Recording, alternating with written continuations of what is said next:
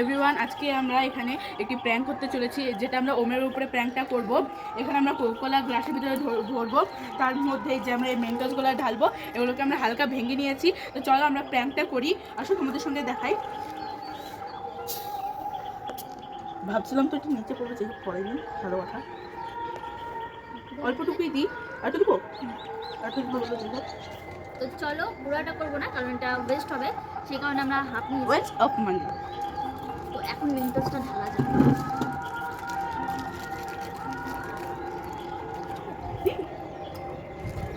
তো চলো, এখন আমরা ওকে পেয়ে গেছি, চলো তাহলে আমরা প্ল্যানটা করি।